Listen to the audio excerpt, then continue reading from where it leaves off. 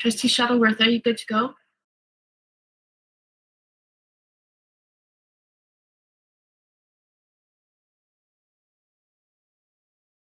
School Board. It is Wednesday, March the 3rd, 2021. As per all of our board meetings, this meeting is video and voice recorded and will be posted on the hdsb.ca website as well as on the our YouTube channel. A special note, due to the deferral of March break until April, the next board meeting this month will be on March the 17th rather than the 24th. This matches our bylaws. The adjusted schedule will be in effect for the month of April instead. So at this time, I will take trustee roll call. Please answer as I call your name in alphabetical order by last name. Trustee Amos. Good evening, everyone. Trustee Collard. Good evening. Trustee Daniele. Thank you, I am here. Vice Chair Al Harrison. Hello, I'm here. Trustee Garretts. Good evening, everyone. Trustee Gray. A great hello from the hills. Trustee Oliver. Good evening. Trustee Reynolds. Everyone. Trustee Rocha. Good evening. Trustee Shuttleworth. Hello, everyone. Trustee Taylor.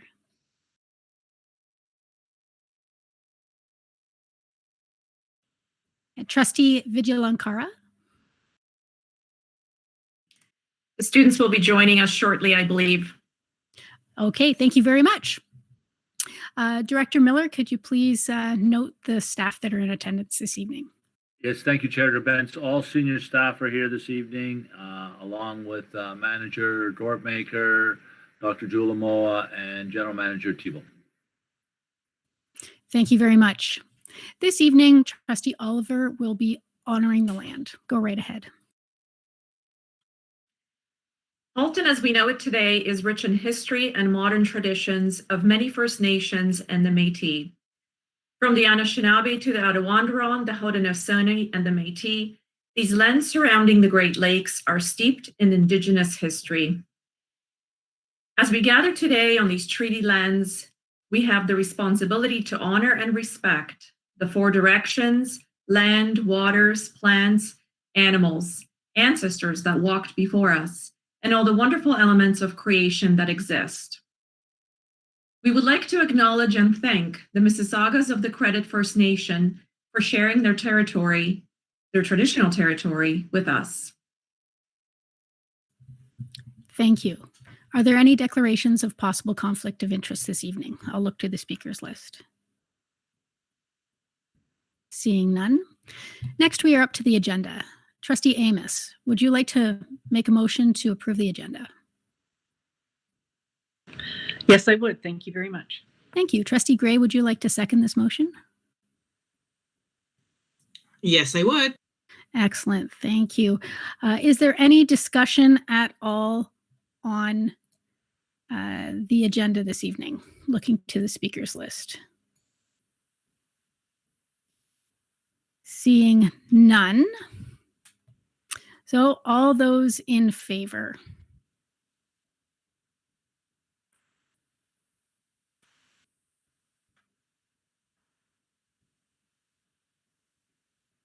And that carries unanimously. Thank you very much.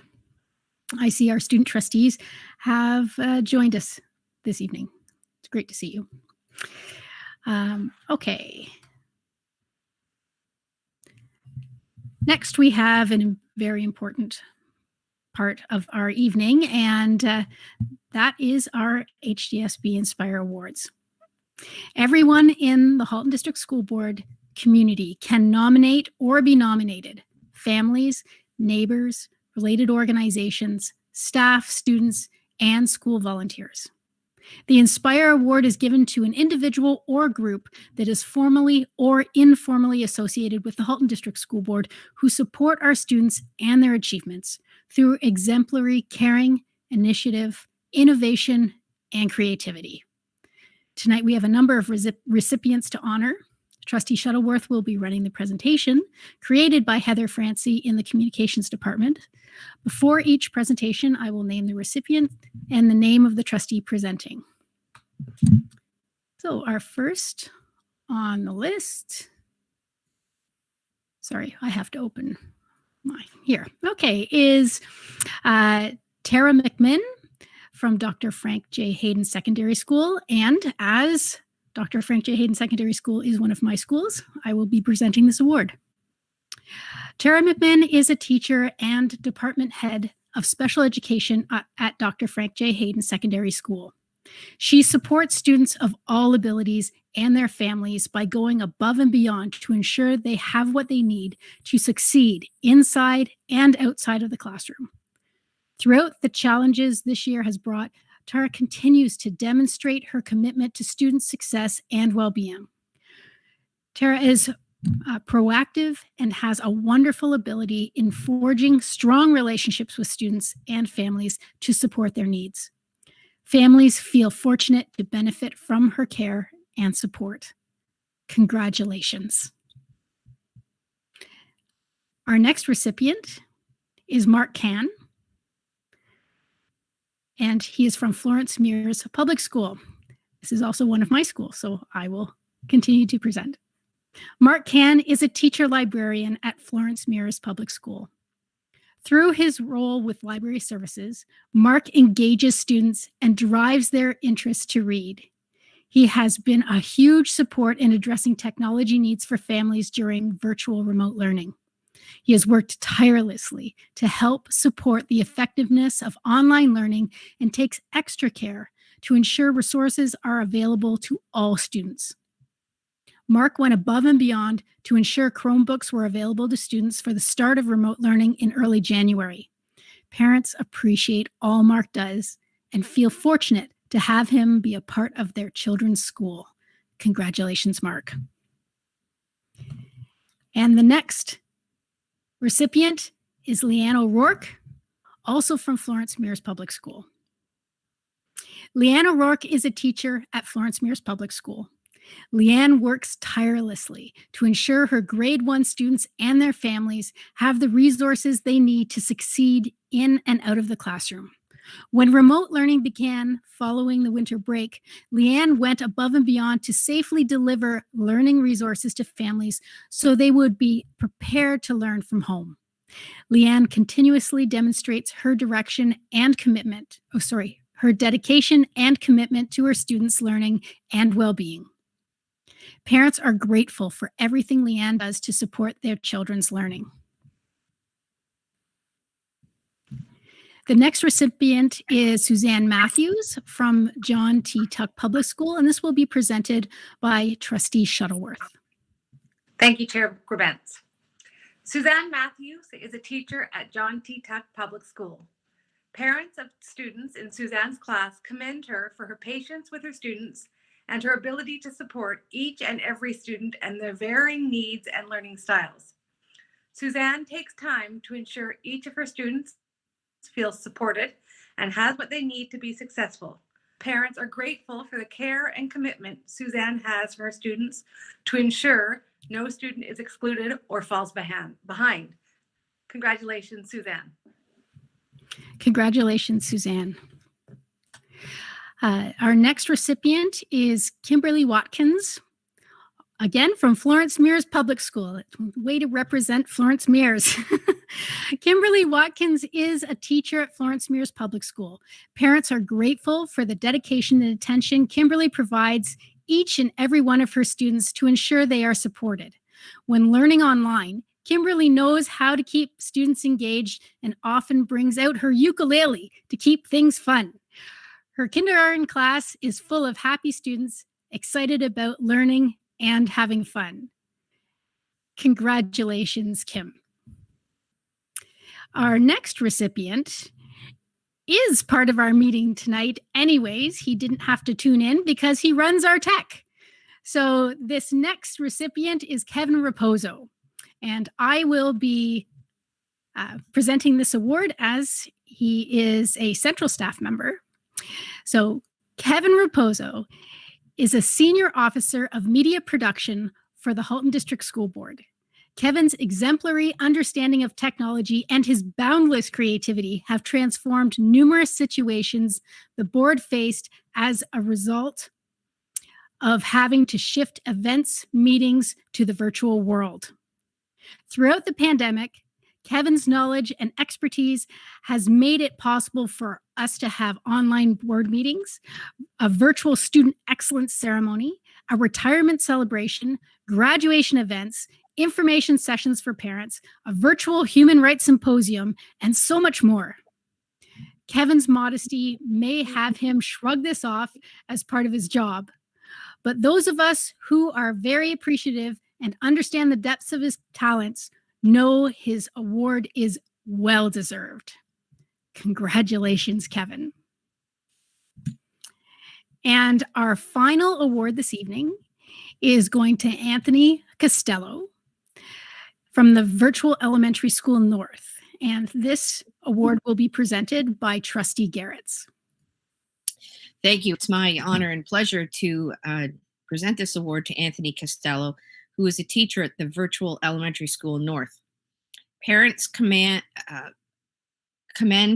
Anthony for the initiative, care, and support he provides his grade 7 students.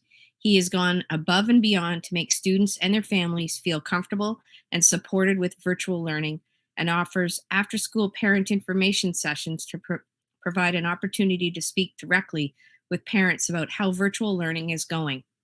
Parents value his down-to-earth approach to teaching because it provides a safe place to ask questions, share thoughts, and ideas.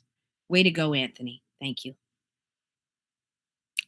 Congratulations, Anthony. So congratulations to all our Inspire Award recipients for your outstanding support for Halton District School Board student achievement and well-being. And a special thanks also to Susan Thrasher in the director's office, who works every month to make sure trustees have all they need to assess nominees and provide a conduit of information. For everyone watching this evening, please do continue to nominate people or organizations who support our students and their achievements through exemplary caring, initiative, innovation, and creativity. The nomination form is available on the Hdsb website. Okay, that was wonderful. So we're going to move on now As per our agenda, we don't have any presentations or delegations this evening. So we are up to our consent agenda. Trustee Shuttleworth, would you like to make a motion to deal with the consent agenda this evening? I sure would. Excellent. Trustee Oliver, would you like to second? Yes, I second that. Excellent. I'm going to read the motion. I'm going to put the motion on the floor. Be it resolved that the Halton District School Board approve the consent agenda action items and receive the information items for March the 3rd, 2021. Are there any items that need to be pulled for further discussion? Oh, Vice Chair Al Harrison, go right ahead. I didn't see you there. Thank you very much. Through you, Madam Chair, I just have a quick comment on the school renaming, naming and renaming administrative procedure. Okay. My goodness. I'm having some quite technical difficulties here for a second. I cannot see the speakers list for some reason. Vice Chair Al Harrison, are there any other speakers on the speakers list at this No, point? no, Okay. they're not. No. Okay, so go right ahead with your questions about that. Okay, absolutely. Thanks very much. And through you, Madam Chair, just looking for my, okay, anyway. So this is an administrative procedure, and a couple of weeks ago, I believe we also considered a governance procedure and policy, and all of them were reconsidered to include the renaming aspect. And my understanding is that the governance piece, the governance procedure outlines the actions that trustees take. The administrative procedure outlines the actions that the director and or his designate and staff take to implement the policy. So both are speaking to policy implementation, but I just was thinking that it would be helpful on our website to explain the differentiation between those different things, because I think the governance piece kicks in partway through the administrative procedure piece. Those two procedures really link together.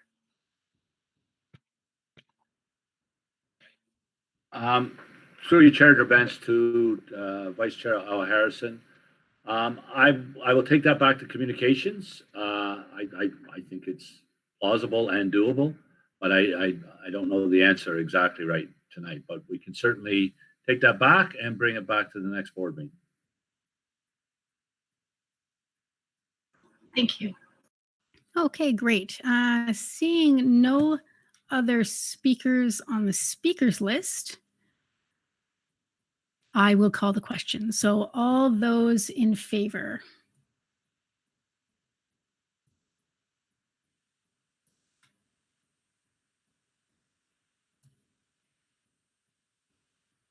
And that carries unanimously. Thank you very much.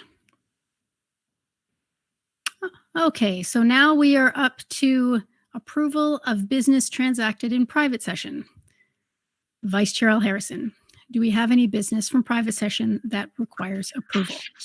Yes, Madam Chair, we have two motions that I will read for you now. The first one is, be it resolved that the Halton District School Board approve the resolution from private session March 3rd, 2021 related to property matters, report 21035, and I so move. Thank you. Trustee Garretts, would you like to second this motion? Yes, I would like to. Thank you. Is there any discussion at all? Looking to the speakers list. Seeing none, all those in favor?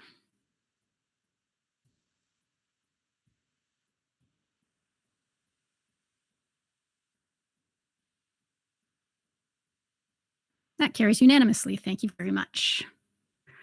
Okay, do you have any other items, Vice Chair Al Harrison?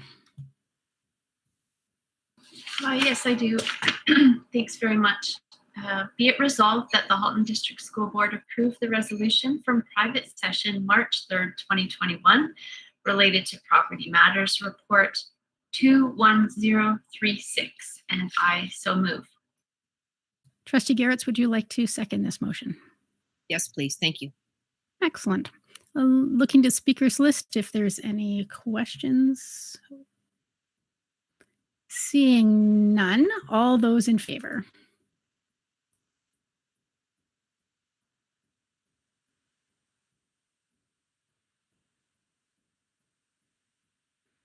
And that carries unanimously. Thank you very much. Okay, so we are now up to action items for March the 3rd, 2021. We have 2 items for this evening.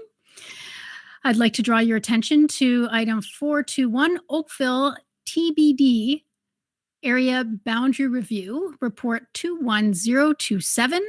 This was submitted by Superintendent Ruddock.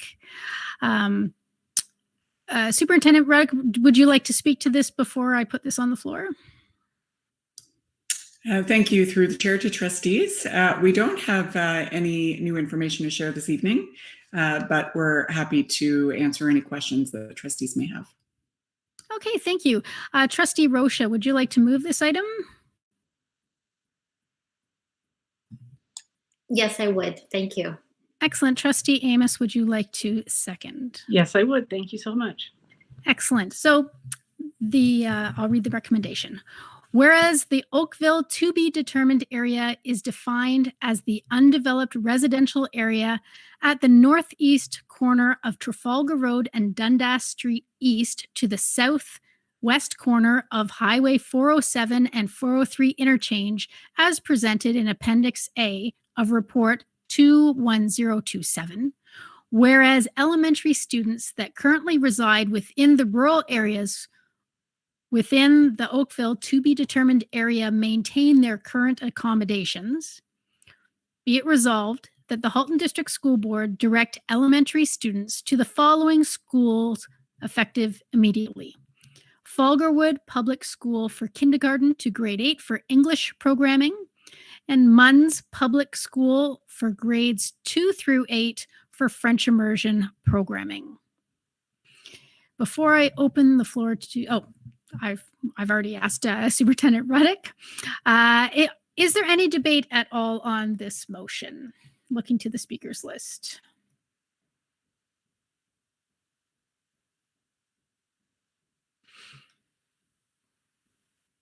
Okay, seeing none. So I will call the question. All those in favor?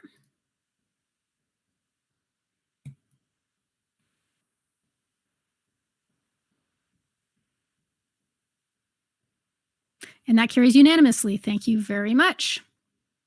Moving on to the next one, I'd like to draw your attention to item 422, Governance Procedure Amendment Audit. Report 21040. And this was submitted by Trustee Reynolds, Chair of the Audit Committee. Trustee Reynolds, would you like to speak to this before we put this on the floor? Yes, thank you very much. As my fellow trustees will recall, Audit Committee had undertaken the trustee direction to implement an option for two-way public participation in all our meetings. This report is for trustee approval to include this action in our Audit Committee governance procedure. Okay, and I would assume that you'd like to move this. Yes, excellent. Good. And Trustee Collard, would you like to second? Yes, thank you very much. Okay, I will read the motion. Be it resolved that the Halton District School Board approve the revised Audit Committee governance procedure that includes the wording from the board resolution. The Audit Committee will provide members of the public with two-way participatory access to meetings through delegation and or the gathering of electronically submitted questions. Is there any discussion or debate?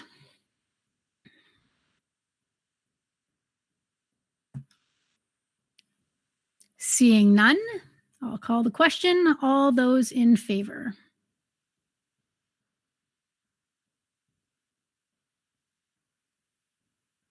And that carries unanimously. Thank you very much. Okay, we are now up to communications to the board. The first item is item number 5.1, student trustee reports. Trustee Taylor and Trustee Vidyalankara, do you have a report for us this evening? We do. Go right ahead. Thank you. All right. Good evening, everyone. Trustee Vidyalankara, and I hope you're all doing well. Firstly, this past week, we had 2 of our working groups begin meeting and formulating ideas. Our sports working group met on Monday and began talking about bringing sports back safely in the Hdsb. They've created an Instagram account about advocating for mental health, physical health, opportunity, and community that sports bring for young people. The leaders of this group, Luka Simonovic and Will Kiprop, also did interviews last night and this morning about bringing sports back, and they will be airing next week on Kojiko. Our graduation working group also met last night and started their work on generating ideas for a safe and fun graduation ceremony. Some ideas were having an outdoor graduation, renting a drive-in movie theater, a drive-by graduation, and many virtual options. We will be sending a full write-up of all their great ideas to the board in the coming week. Also, last Thursday, February the 25th, the elections for the 2021-2022 student trustees were held. Right up until the election date, the competition was extremely close, as our 14 candidates were each incredibly strong contenders. After a 4-minute virtual pre-recorded speech that was posted on the 23rd of February, the competition was still anyone's game. And then throughout all the speeches, some of the common themes included mental health support, equity and acceptance, and a large number of opportunities for students board-wide. After all the campaigning and excellent maintenance of the electronic election system by our fantastic IT technicians, the results were the student trustees for the 2021-2022 school year will be Trustee Vidyalankara from White Oaks and Casey Bao from Milton District. It was also revealed that we had more votes in this election cycle than we ever had before, as over 3,000 students cast their vote to decide their next representatives. In the coming months, Trustee Vidyalankara and I will do our very best to ensure that the student trustee-elect will be as prepared as possible for when they assume their role next year. To those who have organized the election, those who voted, and especially all those who ran, we want to extend a huge congratulations and a thank you. So this campaign cycle was not like anything we've ever seen before. Despite being fully online this year, candidates utilized some of the most creative and innovative strategies for campaigning and sharing their ideas. Most importantly, more students were engaged and got involved in the elections process. With all these new developments in our student trustee elections, it became increasingly clear to us that an official set of campaign rules would be beneficial for future elections. Trustee Taylor and I will be creating a temporary subcommittee with interested student senators to draft recommendations for next year's elections.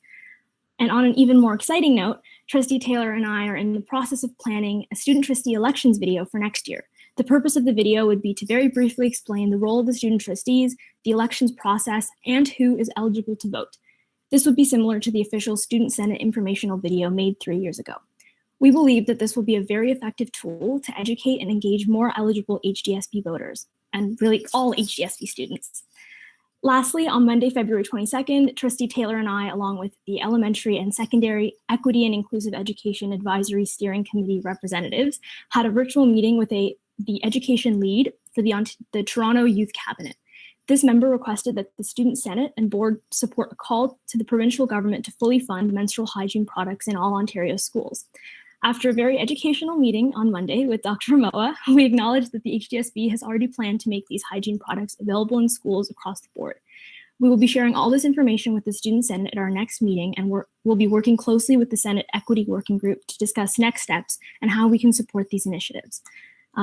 Finally, our next Student Senate meeting is scheduled for Tuesday, March 23rd. This meeting will be from 6 p.m. to 9 p.m. And as always, trustees and board staff are more than welcome to attend. Thank you. We will now answer any questions. Thank you very much for your wonderful report. Congratulations on the turnout for your election. Director Miller, I see you've turned your camera on. Would you like to say something? Yeah, I just want to make a few comments to our student trustees, Trustee Taylor and Vidyalankara. This was the numbers we got. It's not exponential mathematically, but metaphorically, it was an exponential increase in the number of students that voted in this election than we have had in previous years. The speeches, the presentations were superb. And I think this is a testament. I know this is a testament to the work that you have done, Trustee Vidyalankara, this year, and you, Trustee Taylor. You have both done a remarkable job in very trying circumstances. It's been hard enough for us who are adults, and I get paid to do this, to switch into this environment, to try to do all this. And you two have really shown the way. I am in awe of the leadership that both of you have shown this year. And I think you have placed us well with student trustees, but you've set the mark for the province. Many in the province will look to our board to see how our student trustees have done this year, and they couldn't look to a better place. So to the two of you, I think you've been fantastic, and the election proves it. The evidence is there. We make our decisions based on data, and the data is there. You two did it. So well done to both of you. And you've made quite a mark on this board. Thank you. Thank you, Chair Gerbens. Thank you. And I'm looking to the speakers list. I see Vice Chair Al Harrison. Go right ahead. Thank you very much. And thanks very much for your report. I just want to take Director Miller's comments as a leaping off point. And this week or recently, the region of Halton has passed a motion to delay their approval consideration of their official plan, which is the land use document that guides how the region will grow and be organized and so on. And the reason why they did that was because they felt that they needed to delay for a time when they could have in-person consultation with members of the community. And you've just undertaken this huge initiative and had a huge turnout in a virtual environment. You didn't have that face-to-face option. So I just wonder, what's your wisdom or reflection on how that was different from last year, and whether there was any considerations related to interaction or anything like what? I'm really curious about what your thoughts are on that.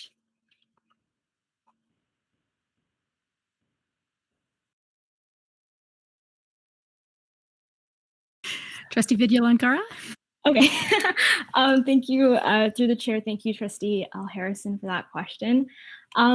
So with regards to the election in specific, because our Senate meetings are also virtual now, so that's a big change from the years I was on Senate in person.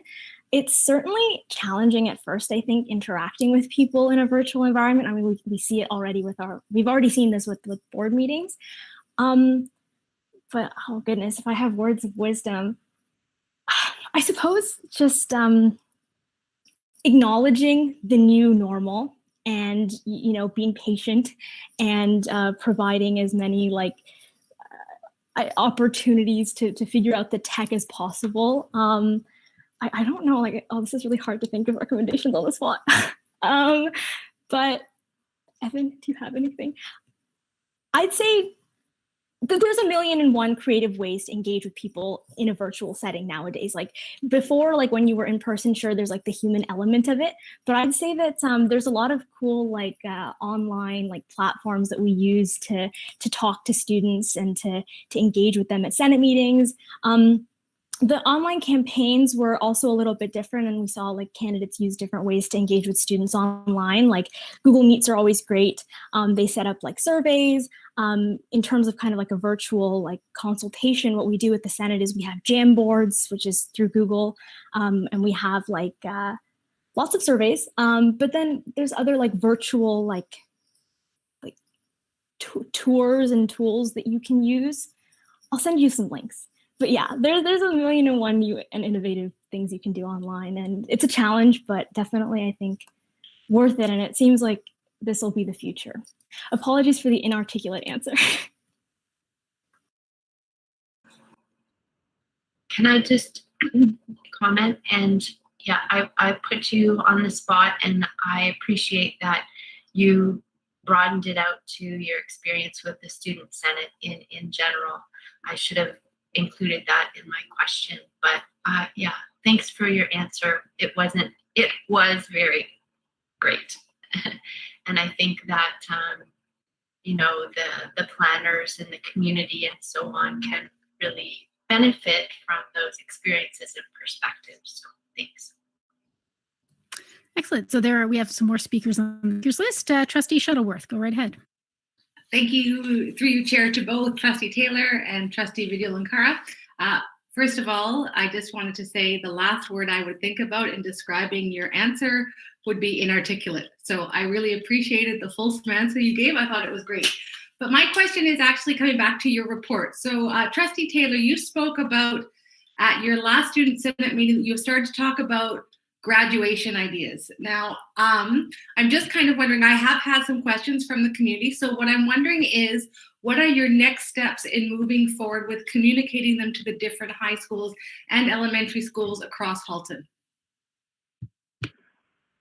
Thank you. So through the chair, the next steps for our committee, they made it very clear that they want to just they've gathered all these ideas and they want to bring them to the board, so that, because I believe that there is a committee within within the board trying to figure out graduation. So I think they're going to communicate their ideas and the pros and cons of everything they came up with to the board, so that they can kind of break down those decisions and decide what's best for all the schools and how they should then proceed with those. I hope that answers your question. Okay, and just to add on, I attended the working group meeting last night. It was the first meeting that they had, the Senate graduation working group. And something that they're working on right now is they've developed a survey to send to grade 12 students and to grade 8 students, and they're going to send that via the student councils of each school, as well as typically like high schools have Google Classrooms with just the grade 12 students. And so they're sharing this survey, and then students will have an opportunity to actually directly share their ideas rather than doing it through their senator. And I believe that those survey results will be ready for the meeting with the superintendents and the senior team that's planning graduations. Okay, can I have just a quick little follow-up with that? So just quickly, Trustee Vidya-Lankara, so I know that really the graduation for grade 12s is sort of the paramount importance, and then you spoke of grade 8, but there are also schools, just to remind you, it's a little bit more difficult because you don't have senators that have either grade 5 or grade 6 ending, that they also sometimes probably would want to just be interested in what you're thinking about. So just try to think about those schools too. So I can send you the names of the schools in my area that are those younger ages, but just an idea for you. So thank you. Thank you for all your work. I've made that note. Thank you so much. Okay, looking to the speakers list, Trustee Oliver, do you mind if Trustee Gray goes before you? Yeah, Trustee Gray, go right ahead. Thank you very much, through the chair, to our student trustees. Thank you so much for your presentation tonight. I want to echo Trustee Shuttleworth's comments in that I too have had interest in the Hills as to what commencement exercises could look like. And I have mentioned to the individuals making the inquiries that the Student Senate is on it. So we will be looking forward to any and all of your suggestions. And I recall what Director Miller said, and that is that there may, all suggestions would be welcome, in that each school will probably have to do, we're hopeful they will be able to make their own choice for what that commencement exercise will look like. But keeping all open ideas is great. My question is simply this. This year, through doing business a little bit differently than in other years, I wonder if we've had better representation from the North in terms of members being on the Senate. And I'm wondering if operating in a digital world such as we've had to is maybe an equalizer for the vast difference the vast distances that students have to travel to get to a Student Senate meeting. I wonder what your comments would be on that. And do you see going forward next year a continuation of virtual meetings, or maybe a sprinkling of virtual and in person if we're able to? Thank you. I can start, and Trustee Vidya-Lankara can add on. Through the chair, I definitely agree that the virtual environment has kind of removed that roadblock for a lot of the more northern students. And to your point about the future meetings, I definitely can see a hybrid model, because I think a lot of students do kind of want to get back into the board office and try to kind of have that face-to-face interaction. But I think that virtual option, now that we know it's, excuse me, very readily available, I think we can always make that an option for students, and that can help that representation even more than it hopefully has this year, now that students really know that that is an option. Thank you very much. I agree with Trustee Taylor. I think the silver lining in all of this has really been that more students are able to participate in Student Senate this year. I remember like just last year when I was working on the Student Senate, there were a couple students that I knew of that couldn't attend meetings because they lived in Georgetown, and it was just too far for them. And during the winters, they just couldn't come to meetings, and there was no alternative option for them. And so something that we explored on Senate last year was moving the meeting to like a location in Milton so that all students can come. Little did we know, almost a year later, we're doing it online. So I think that going forward, it's important to ensure that there is an online option, just even calling in for like joining virtually for students that can't make it. But I think it's great to have Senate meetings both ways. I think students are eager probably to get back into the boardroom, but I think leaving the option open is really important as well. Thank you. Okay, and Trustee Oliver, go right ahead. Okay, thank you. I think my counterpart, Trustee Reynolds, will agree when I say that we too echo the sentiments expressed by Director Miller. Our two student trustees have been doing a fantastic job advocating and representing the students across the entire Hdsb. They started their Senate work clearly reaching into the schools and advocating for students' well-being. They work with a compassion and caring for their students as the kind of a driving force for everything that they do. So I really applaud their work, and I've been honored to be their trustee mentor. And I look forward to the next few months and seeing all the work that comes out of the Senate, the work groups, etc. They're really doing a fantastic job. Before we move away from the student trustees, I would like to put a motion on the floor, and that is to acknowledge the results of the student trustee elections. And I do have the wording prepared. Go right ahead. Be it resolved that the Halton District School Board approve the appointment of Vandy Woody-Alankara and Casey Bow as student trustees for the Halton District School Board 2021-22 term. And I so move. And Trustee Reynolds, would you like to second this motion? Yes, thank you very much. Thank you. So is there any debate or discussion on this? Looking to the speakers list.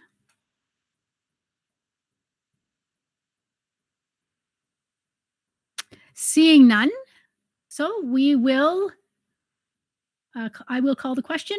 All those in favor?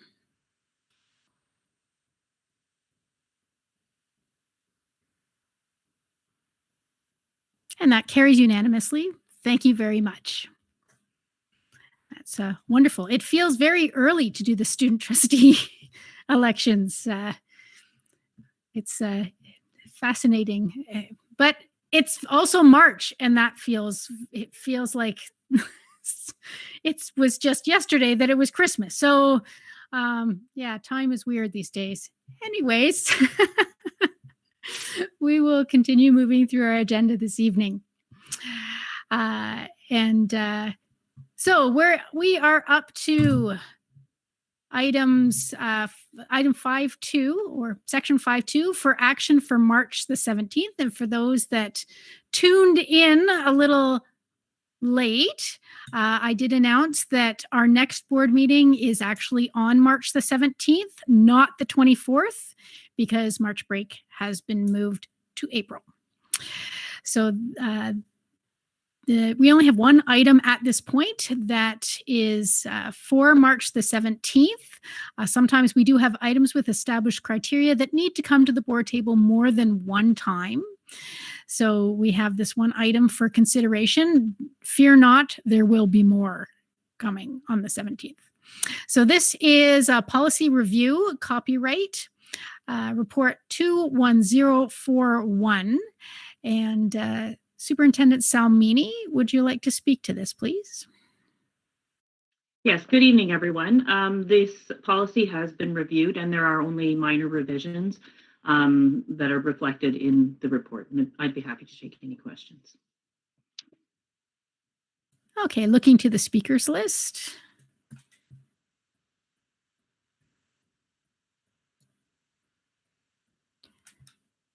There are no speakers at this time, but there may be on the 17th. So we will see you in 2 weeks. Okay, moving on to information items for this evening. We have 532 COVID-19/schools update, and this was distributed. Director Miller, go right ahead. Thank you, Chair Gerbents. I'm going to turn it straight over to Superintendent Blackwell. Thank you and good evening. I have some updates for you. Secondary achievement, as you know, we've just begun Quadmester 3. And one of the things that we're looking at is our achievement in this year as compared to previous years. So in our secondary schools, students took approximately 70,000 credits during Quad 1 and 2, which is basically the same time as semester 1 last year, which was approximately 68,000 credits. So for comparable enrollment, there's also a slight increase in success rates. So approximately 97% of credits taken were earned by students. So that's really good news. Staff in all secondary schools, both virtual and in person, are continuously checking in with students. They're continuing with weekly school team meetings, end of quadmester promotion meetings, and we're seeing innovation in instructional practices by our staff. And one of the secondary principals provided some information for us this evening and wanted us to acknowledge the fact that it's been an extremely hard year, but we're coming out on the other side with lots of resilience and substantial improvements. And in her words, I'm so excited to see what's next. So lots of good momentum going in our early parts of this year and halfway through, just over halfway through. For elementary, as you know, the elementary report cards have just gone home. So that data is being analyzed and comparing for year over year as we just did for secondary. But Superintendent Salmini has provided some information around elementary progress reports that were provided in November. And there's very stable achievement in both literacy and mathematics. And that's meaning that the majority of students continue to progress well or progress very well in their progress report. And we'll be able to bring some more data back around the recent report cards in our next update. Quadmester 4. So hard to believe that we are looking ahead to Quadmester 4 for this year for secondary students. It starts on April 26th. And I think the board will recall when we came early in the year to talk about what quadmesters meant and all of the work behind re-timetabling every time there's a change in quadmesters and where students would change a learning model. And if you'll recall, at that time, we talked about the fact that in Quadmester 4, students are taking 1 or 2 courses. And so this past quadmester, they were given timetables. Students were provided timetables for the courses they're currently in and Quadmester 4, and that's based on student choice and staffed around the student choice. What we will be doing is releasing a request for consideration form for families, but emphasizing that this should only be completed for those where there's a significant need to change learning model for Quadmester 4. It's really important to note that movement from one model to the other at this final stage is very difficult and that students may not be able to secure the courses that they require for their final quadmester as we are down to the final 2 instructional blocks. This means that any change is difficult. The course may not be offered. The course may already have run earlier in the year for some of our courses. There may not be space within class cohorts, and there may not be a teacher with qualifications in the area that may not be available. So it might be offered in virtual, but not available and in person at their home school. So for these reasons, we recommend students keep their current timetables, which are mapped to prerequisite and graduation requirements, unless a change in learning models is absolutely necessary. And we'll have messaging going home this week, accompanied by the request for change consideration form. And questions really would be their school administration or their school guidance departments would be able to support students in those questions that they may have. And this evening I have Brent Coquell, who is our system principal of Safe and Healthy Schools. And Brent has been the lead on asymptomatic testing in the board. You'll recall last time we were here, we were just given notice that we should get this up and running with a very short time frame. And Brent has been behind all of this. So I'm going to turn it over to Brent. Thank you, Superintendent Blackwell. I'm happy to bring a report on the launch last weekend, the successful launch of our weekly asymptomatic testing for Halton District School Board. The Hdsb is required to offer testing in 5 schools per week. And we have, following the guidance of the Ministry of Ed, Halton Public Health, and our third-party testing providers, Life Labs, we've used the family of schools approach to allow for families to be able to access testing close to their home and in one central location. We have communicated this to families and staffing groups of these schools directly to ensure that they're aware of the opportunity. There is online pre-registration and booking available, as well as walk-in capacity for those that decide on the day of testing. We've also posted through our communications team a frequently asked questions webpage that has been created on our board website. We will be following a plan of testing every Thursday from 3:30 p.m. to 8 p.m. and on Saturdays from 9:30 a.m. to 3:30 p.m. This past Saturday, February 27th, we had a successful launch at Craig Kielburger Secondary School. This was open to all of the feeder schools in this family of schools, and there were 151 tests administered. We will be returning to Craig Kielburger tomorrow to complete that testing in that family of schools. On Saturday, testing will begin at Georgetown District High School and will be open to all families and schools in the Georgetown District High School and Acton District High School families of schools. Further sites are reviewed weekly with the Ministry of Education, Halton Public Health, our testing partners at Life Labs, and our board, and will be announced weekly as the project continues to evolve. And testing will be hosted in all regions within the Halton District School Board. Each week, we consult to make sure that the clinics and the Halton and the locations best support our families and support our schools. We provide the data to the Ministry of Education to be posted on the and for reference that's noted in your notes. Thank you. Okay, can I open the floor for questions, or is there more to the report at this point? No, okay. That's all. Thank you. Okay, Trustee Gray is first on the speakers list. Yes, thank you very much. Through the chair and to Superintendent Blackwell, today I saw a media blast where there was a report of at least one board in the province of Ontario who has determined that they need to collect information from students within, I think, the next couple of weeks as to what delivery model of schooling they're going to pick for September 2021. I'm wondering if you would comment on the plans that are in place to collect this data from Halton District School Board students. Thank you. I'm going to turn over to Director Miller. Thank you, Superintendent Blackwell. Through you, Chair Grabens, to Trustee Gray. At this point, there are not plans to collect that information. It is premature to start, I believe, and we believe it is too early in the, or too early to make that determination.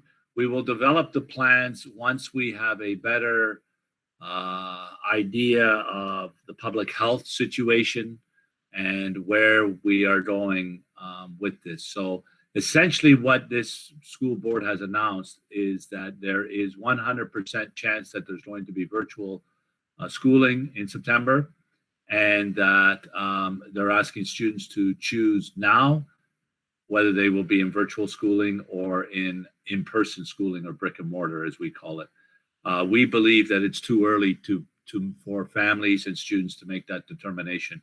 And indeed, there was an article in the Globe and Mail today about it, where many families have been critical of the earliness of having them to choose that. It will likely be a bit of a scramble, but I think the scramble is what's necessary at this point because there are so many unknowns. With the new variants, the health situation could deteriorate, or with the increase in vaccinations, it could greatly improve.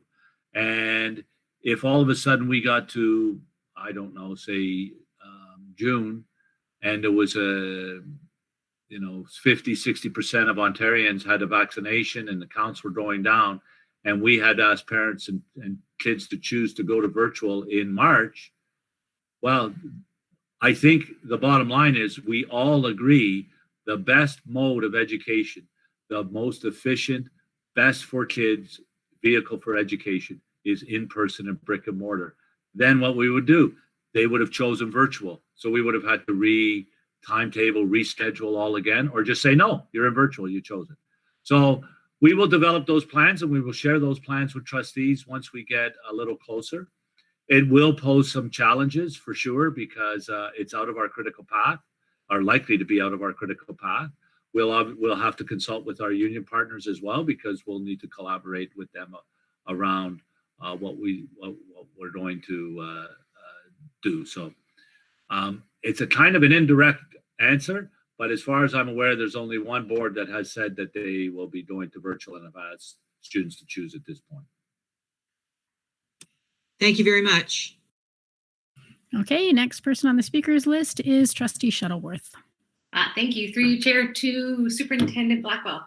I'm just to have a question. So you spoke of the achievement levels of children and you focused on English and math. I'm wondering if we have done any research on French immersion schools. For kids that are learning at home, it's a different environment because often if the parents don't speak French, particularly if they're in grade 2 and immersed in French, I'm just wondering if we have looked at how those students have done in this more difficult environment. I'm going to turn it. I see Superintendent Salmini's there, so go ahead. Yeah, through the chair to Trustee Shuttleworth, we haven't with the progress report data, but it is one of the things that we've asked to look for French immersion achievement with the report card data. So when we have that to bring, we can comment on that.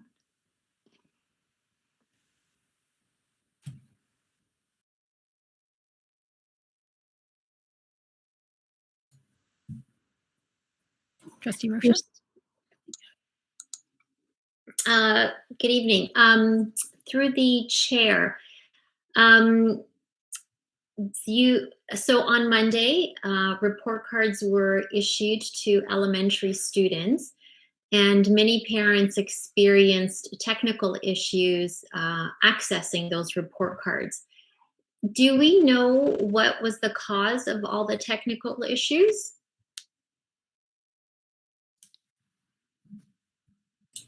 I'll jump in. There he is. Yeah. Hello, everybody. To the chair, Trustee Rocha, and other trustees. We do know the cause. Unfortunately, it was vendor related. So the vendor we used to distribute the report cards, it was more of it's a load issue. So when parents tried to access their report card, I guess between 7 and 9 was a very, very, very popular time. And so it was a server load issue, and there will be follow-up with the vendor. I've asked for a meeting with the vendor. We had this issue for the progress reports as well. It needs to be corrected. And I do apologize I did talk to a couple of parents. I talked to you.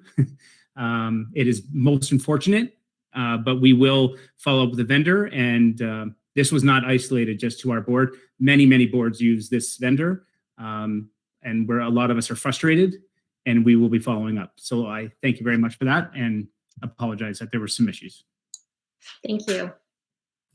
Vice Chair Harrison. Thank you. Through you, Madam Chair, I have two streams of questioning. So if others are on the list, I'll go back on after my first one. And that is through you, Madam Chair, to Superintendent Blackwell. With respect to the secondary student timetabling for quadrimester 4, you indicated that the request for consideration form will go out in the near future. And I was just wondering, what's the order of operations there? Is there any way for a student to ascertain whether the course thereafter will be offered in the other mode of teaching before they submit that form? Or do you need those forms in order to understand how many sections of each course may be offered? So in my usual in this section, I'm going to turn it over to Superintendent Hunt-Gibbons. Thank you. Through the chair to Trustee Al Harrison and the other trustees, it is a giant Rubik's Cube, a giant puzzle. And that is why we are saying that students should only be filling out the form if they truly feel that there is a really good reason to go down this path. Right now, all students have their prerequisites and their graduation paths mapped out. They connect to the courses they've selected for next year. They connect to whatever they have said they need in order to follow their pathway.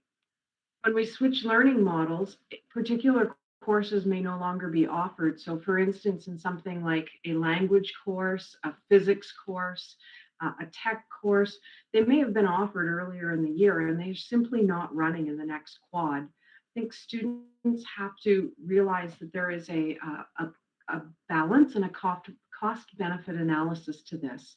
So the reason to move needs to be very significant to gamble on not being able to get those courses that they need in order to get the prerequisites that they've signed up for next year and to finish off whatever their graduation and post-secondary planning happens to be.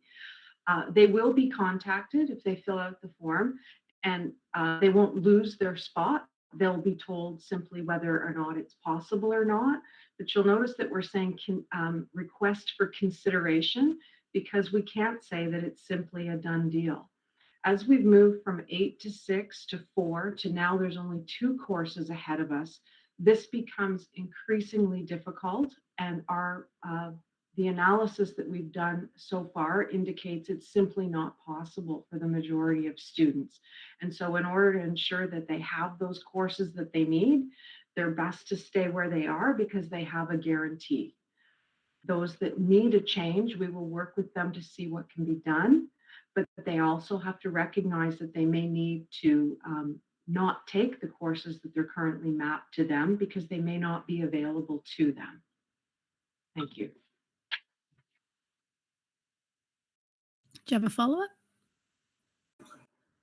Not on that topic. It's a different one.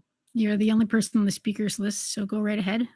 Okay, and thanks, Superintendent Hunt-Gibbons. I just wanted to, I guess, hear the reinforcement about those puzzle pieces and what it looks like from a planning perspective for those courses. So my other question is with respect to the asymptomatic testing. And I wonder, what is the number of people that can be accommodated in one of the school locations during one of the time slots? And how fast are the people able to access their results? So I will turn it over to System Principal Copewell. Hi, thank you. The model through our third-party vendor is scalable for the volume, dependent on the pre-booking. So they are able to scale based on the size. So last weekend, for example, we had 6 testing stations when I visited the site, based on the pre-booking of 120 persons for the day and their size. And so they have the ability and the size to scale to our needs. We have, luckily, the times we're in our buildings are outside of school operating hours. So we have large facilities and can have multiple hundreds or in excess of that per session, up to 1,000 we've been told if needed. So quite scalable, and they are also able to get the results within 24 to 48 hours. So it's quite quick turnaround, and it's available on online portal through their health card or through the vendor themselves. Thank you. And I do have a follow-up on that. Madam Chair, is that okay? It is. Thank you. So through you, the follow-up is just with respect to the results turnaround. And has that been confirmed through experience this first time around that it's 24 to 48 hours? Yes, it has. Through the chair, yes, it has been confirmed. We've had some limited experience with that. When we look at the results, we are finding similar patterns to our regions around us who have been through this testing for a little bit longer than Halton District School Board has. And it's very quick, and we have seen that this week in our own board. Thank you. I think that's really super, especially compared to where we were a few months ago when it was taking longer than the incubation period. Not always, but sometimes. So that's great. Thanks so much for coordinating that and for the info. Trustee Reynolds. Thank you. Through the chair to Superintendent Blackwell and Mr. Copewell. I have a comment and I have a question. I really appreciated your report, Mr. Copewell, particularly emphasizing the strategy of using the family of schools as the way that you're tackling the number of schools that we're supposed to have testing at. I think what's helpful is it lets families know what's coming down the pipeline, that it will be connected to a family of schools, to a high school likely. So thank you for that information. My question is actually about the reporting of the variant. And I just wanted to understand whether, we have lots of talk in the media about the variant. I see in some of the Halton Public Health that disclosure of the number of variants. So my question is this, is there any, are we capturing or documenting the number of variants that are found in our schools? And and if so, or if not, why not? Maybe I'll take this question because I get all the letters. So through the chair to Trustee Reynolds, the variant of concern is identified by public health. And when we share letters to our community, and it would be our school community, the variant concern letters come from public health, and we are asked to direct them to certain people. So if there's a high-risk class, for example, that's been dismissed, and then subsequently the variant of concern has been identified, then we would share public health information with their letter to the families. We do not report on our board website. We report confirmed cases. We do report to the Ministry of Education, when a variant of concern is reported to us.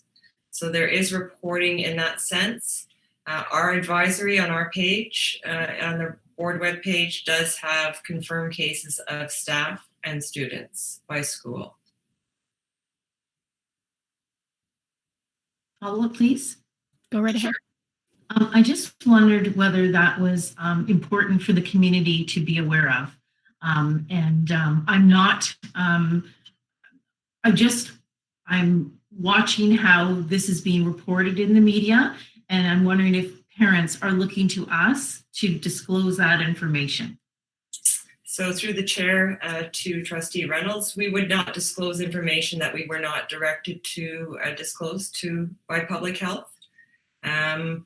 Again, as you mentioned, there are many variants, and we're not even identified. That's not even identified in our letter. It would be a variant of concern. So that would be tracking outside of our board.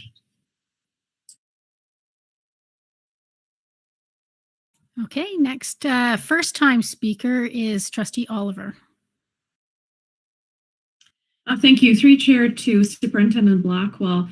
I apologize if I missed this, but can you outline what is the process for students and families to participate in the screening process. I understand how the schools are selected, and I believe I just want to know what kind of notification goes out and how these families participate.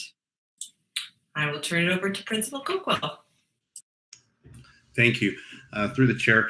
The process is they are all notified through our school messenger system and given a unique login code for the site that will be taking place, so we can trace back to the site that it was where they were tested. This is shared with all students who are in each of the schools of all of the schools in that testing region for that day. They are then welcome to bring and book spaces for anyone in their household to come and partake in asymptomatic testing. And that is for any of the families in our schools, in our childcare providers, and our employee groups can do the same. And follow up, can you reflect on the participation rate in the screening? And I understand that the families can access their results through a portal within 24 to 48 hours. And I'm assuming that if they are identified as being positive, some kind of instruction is given to them. So if you could elaborate on that, please. Yes, absolutely. The instructions given to them on a positive test are twofold. One, they're asked to report to their school and to public health. And secondly, our third-party provider, who has been doing testing since last March in our region for other COVID testing sites, also reports to public health as well. So there's a double reporting mechanism to ensure that the positive tests are captured. We are also ensuring that that is then shared appropriately with our internal reporting with public health. And the participation rate, if you have any idea? Yeah, the participation rate, we have one day to go on. I'll have a little bit more for you when we follow up on this in a bit of time, was just shy of 2% of those invited that we sent to. So it is still room to grow, but it is about just shy of 2%. And just to clarify, that clinic is still running for? So the clinic for Craig Kielberger is running this Thursday. So it'll run tomorrow from 3:30 to 8 p.m. And then this Saturday, it shifts to the Georgetown, servicing Georgetown and Halton Hills and Acton for this Saturday and the following Thursday.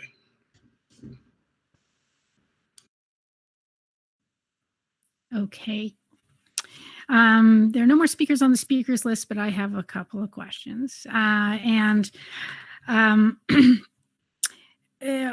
is, I might as well stick to the asymptomatic testing at this point, and that is, are we informed if any of our asymptomatic tests are positive? And if so, have there been any positive tests that came out of our screening?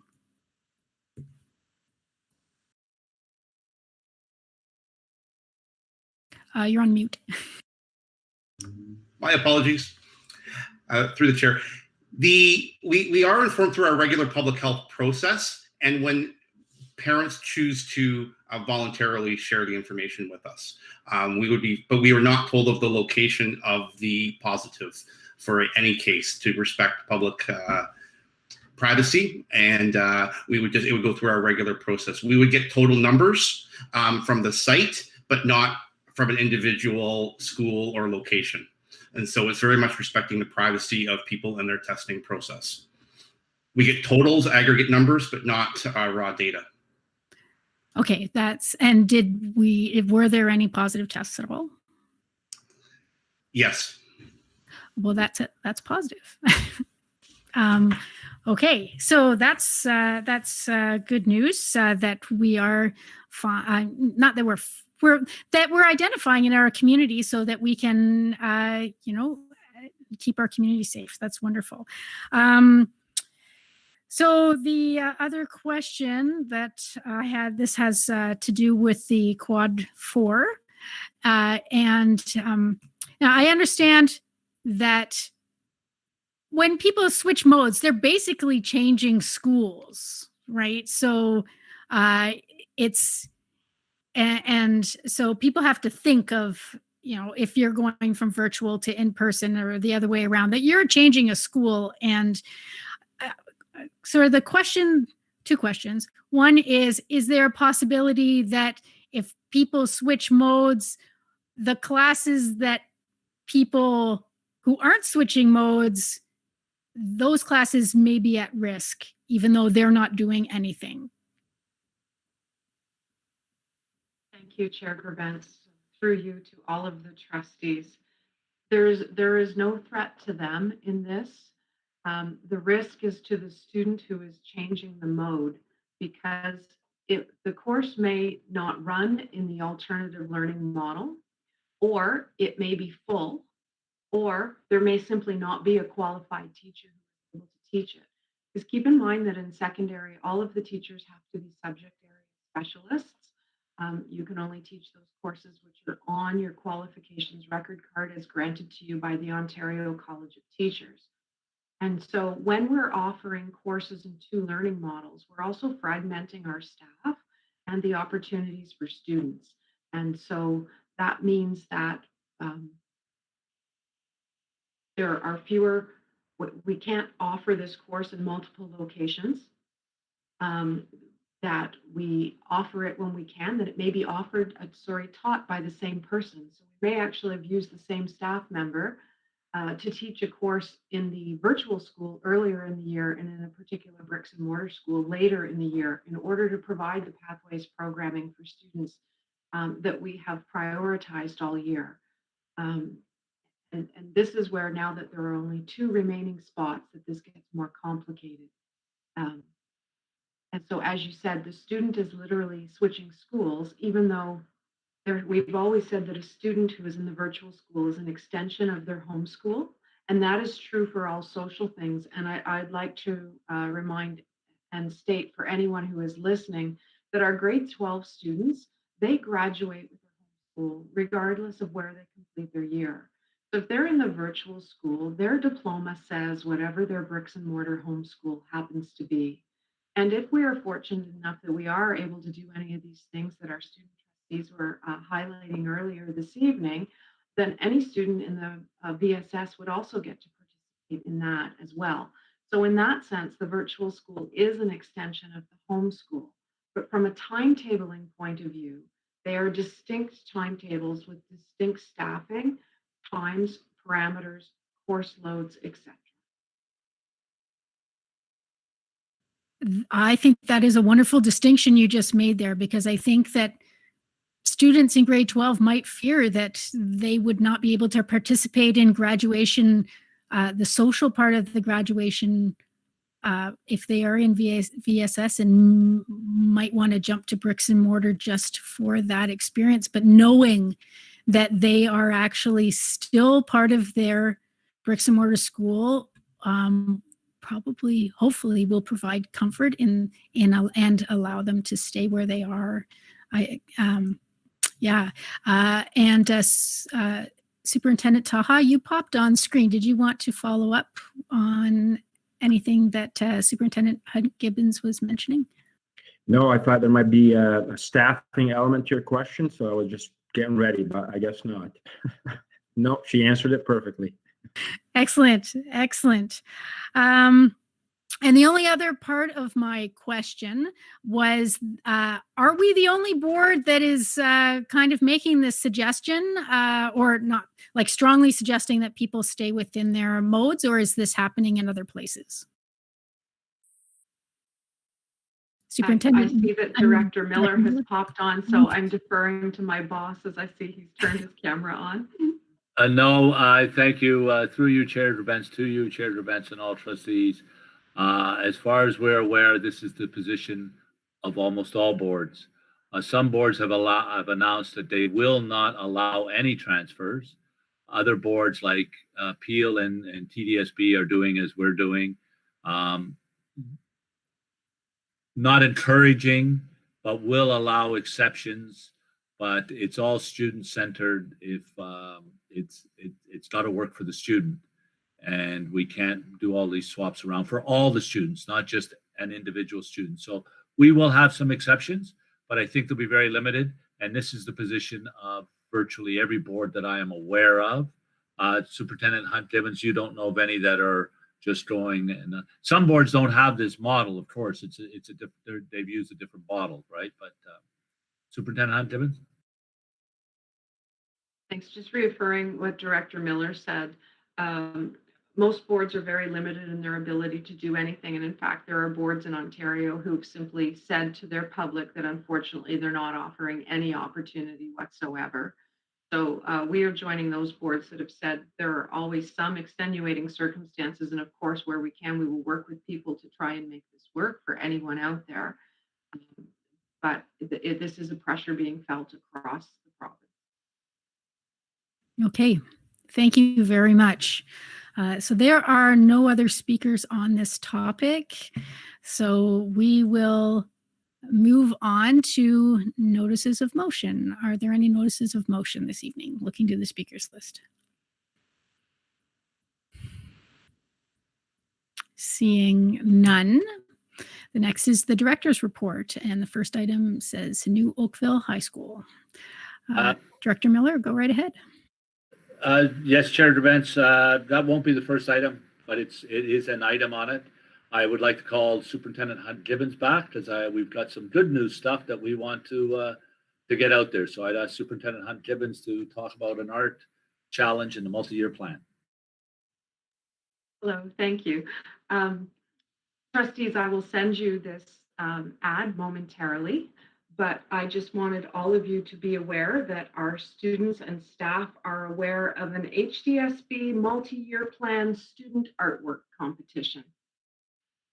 And so there will be some new artwork in your boardroom when you're able to return to it. And this will be artwork that shows a student interpretation of the multi-year plan. So all students in grades 7 to 12 are invited to submit artwork. Which is their interpretation of the multi-year plan. We have shared with them the plan, a link to the plan so they can see it. We have shared with them the parameters around the art piece in terms of size and reproduction pieces. And we have asked that any student artists submit virtually their piece of art. They can take a picture of it or scan it, depending whatever's easiest. We just ask that it be reproducible on a 47 by 72 inch tall plaque, because that's what we're going to do, and hang them in the boardroom. All artwork goes to Susan Thrasher in the director's office, and we have a date of June the 4th for submission so that we can announce it at the board meeting on June the 16th. And then follow through with a news release, of course, and ensure that we have this artwork and other selected artworks displayed throughout the board office. And if there are any parents or students listening, I would say that the board office is a large place and we can certainly highlight a lot of student art. So please keep those submissions coming. Excellent. And I understand that staff are looking for a few trustees to be on the selection committee. So if you are interested, trustees, please send me a note by tomorrow evening, and I will. Yeah, we're looking for. The note I got is 3 trustees. So if you're interested, please let me know, and I will select 3 and send them on to the organizing committee. Okay, and Trustee Shuttleworth, you're on the speakers list. Go ahead. I just have a really quick question. So through you, Chair, to Superintendent Hunt-Gibbons, how have you told students about this competition? So we've put the word out through staff. So the art competition just went out this week to elementary and secondary staff. It also goes in our weekly administrator update tomorrow. The program department instructional program leads, elementary and secondary, have also been putting it out there, and all staff receiving, we're asked to share it widely with all students in grades 7 through 12. Okay, thank you. I'm just wondering because, sorry, follow up, because I know that there are some artists that don't necessarily take art. So I'm just wondering how it is that all students are knowing about it. So it's just, but it sounds like a great idea. It went to all subject areas. Okay, Trustee Vidyalankara, your hand is up. Would you like to say something? I was just going to say that we'll share it with our Student Senate and also on the Student Senate social media and through the student senators.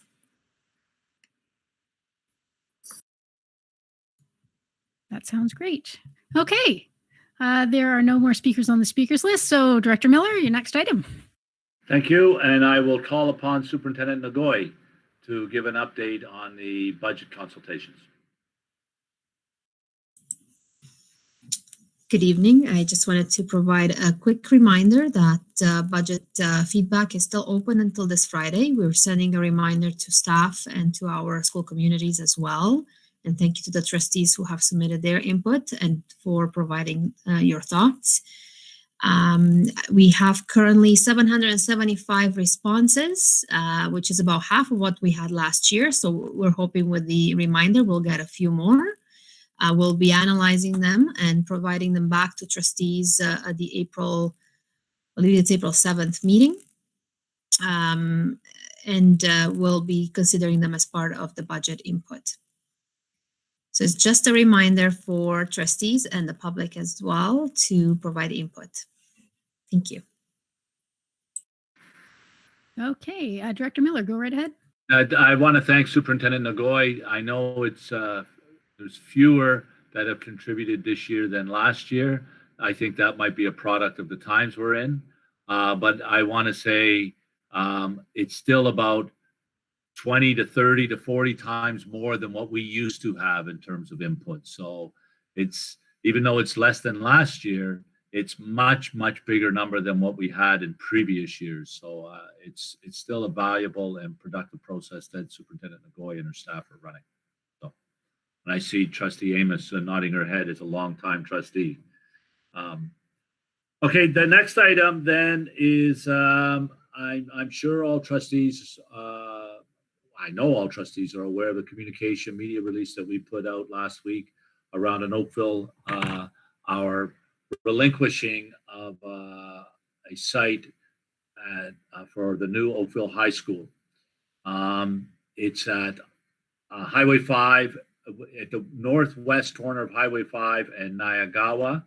And we sent out a media release. We've been in consultations with the town of Oakville, and we're working closely with the town of Oakville to look at a new site, an alternate site, so that we can get this high school built as soon as possible.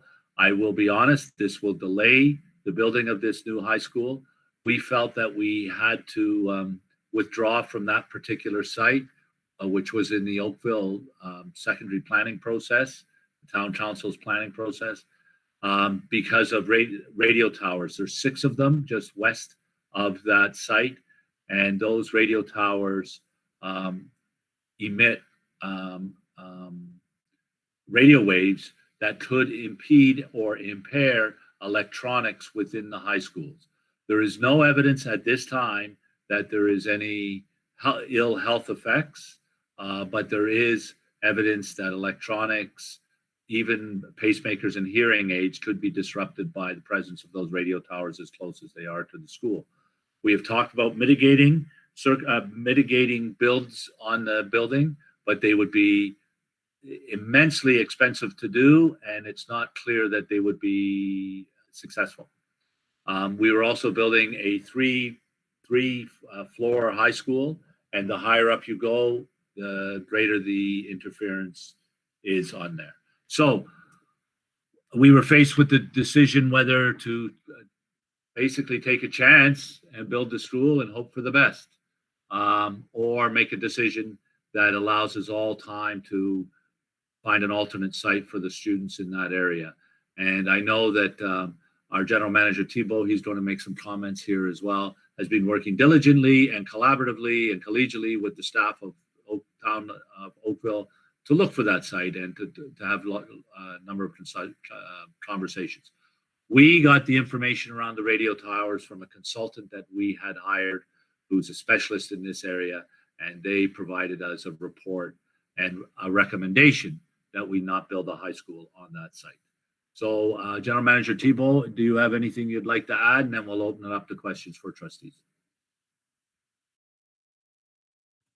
Through you, Madam Chair, as you pointed out, we're working with the town of Oakville, and we're doing our due diligence and looking on the developability of the second site that was designated in the North Oakville secondary plan, and seeing where we could land a potential site that could be serviced and ready as expediently as possible.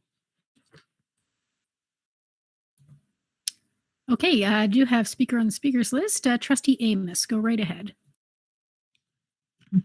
Thank you very much. And thank you very much through the chair to the director and to Mr. Thibault for the information, because I know I've been hearing from my community some of their concerns about the potential delay. But I guess, Manager Thibault, could you explain how sites are chosen? Is it the school board that chooses the sites, or is it designated by the community that they're in, the town or the city, whatever? Could you please explain that? Through Madam Chair, absolutely. The way in which these sites are designated, it's going through an official plan process, essentially. So to put it briefly, there's varying levels of policy directive documents that start from the provincial level and that distill its way down from, upper tier municipalities like Halton, and then the town of Oakville being another one. And in this OP, it's the general planning framework that guides the goals and objectives of a municipality and how it's going to direct its growth and how it's going to establish itself both on residential growth, employment, environmental, things of those nature. And what happens is when we're going through, certain planning exercise, or a municipality is growing or is addressing the future goals and objectives, as I pointed out earlier, there are times where they'll define a more scoped policy area, which could be referred to as a secondary plan or a special policy area. So in this case, a secondary plan area would be an area where it's a defined geography where, in a lot of the cases where there's new schools being identified, it's to accommodate new growth that's being distributed by the province, by the growth plan, what have you. So in that secondary plan, what they'll do is they'll look at what the population forecast they need to meet is and see how they're going to accommodate it within that growth area. And part of the exercise of going through the secondary planning process is understanding what population you're looking to target, you're looking to achieve, and through that process to understand exactly what the land requirements are going to be throughout that. So how much land are you going to need for residential, how much land you're going to need for public use, facilities, community infrastructure, roads, what is undevelopable like woodlots, and all of that is assessed. And through the early stages of the secondary planning process, the municipality will undertake a number of studies to inform itself to better understand what the current condition of those lands are on a number of facets, both on an environmental and environmental perspective of, where are the existing waters, what were the previous use, are there any impacts, what are the natural heritage systems, archaeological, the list goes on. And that scopes out initially what they think would be the best way to develop these lands. And then over time, as those reports are done, I would say probably one of the most important ones is it goes by many names, but it's an analysis of how much land is being distributed for each use.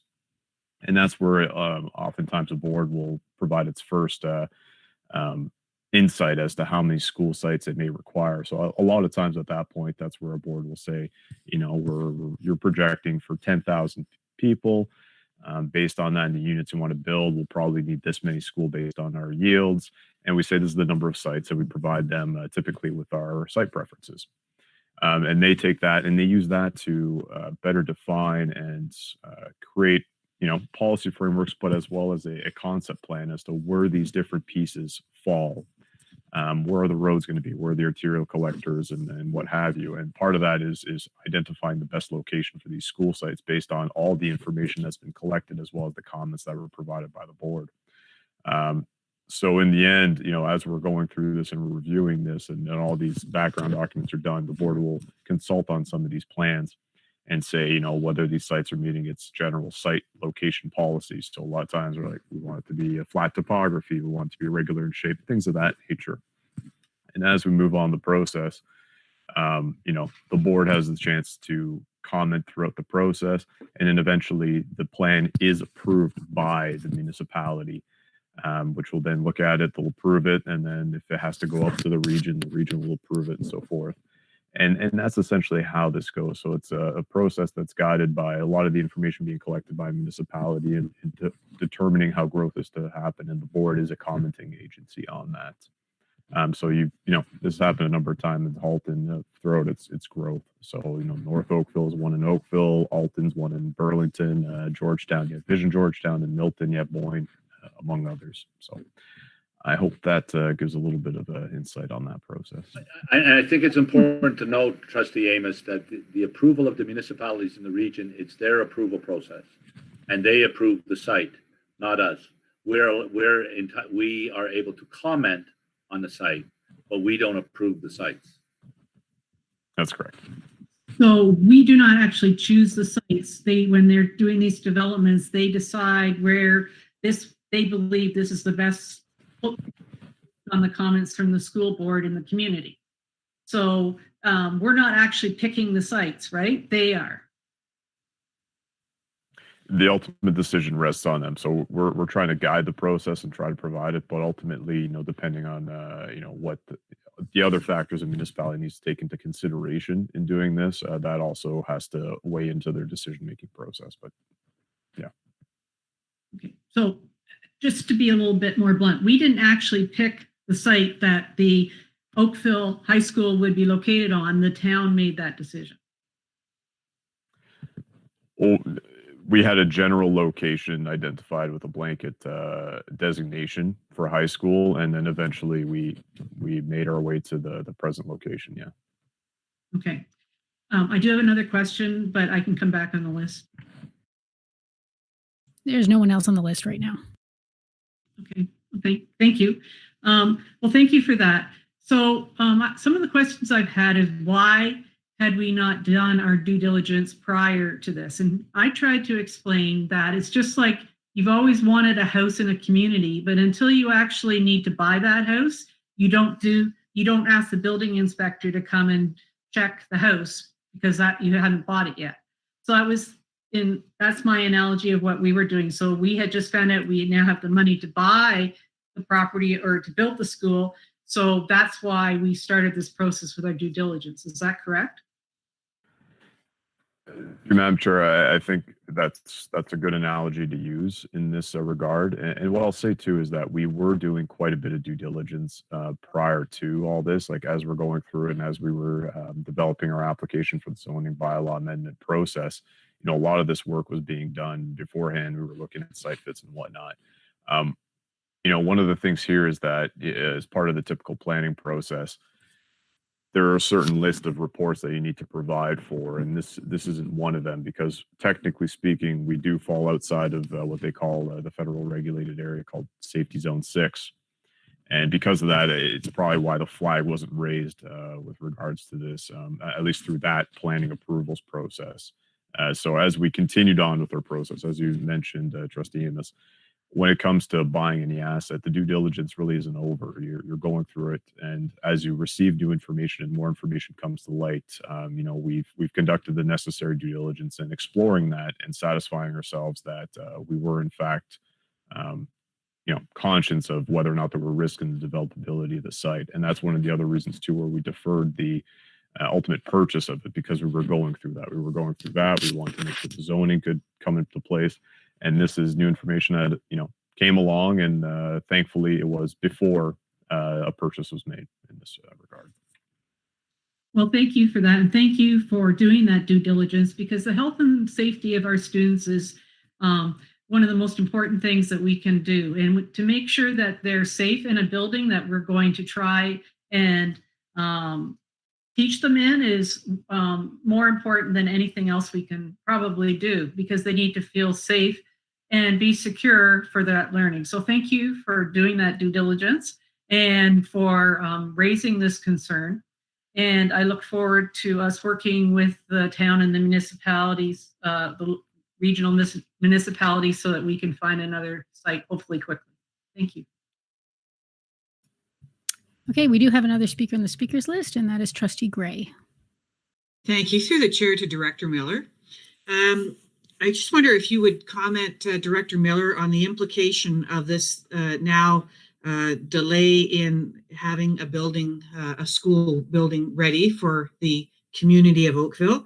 How will we begin to serve the needs of the community in this delay? And secondly, could you comment or make us aware of whether the town of Oakville appreciates the implications to students and the members of the community and our urgency for a site?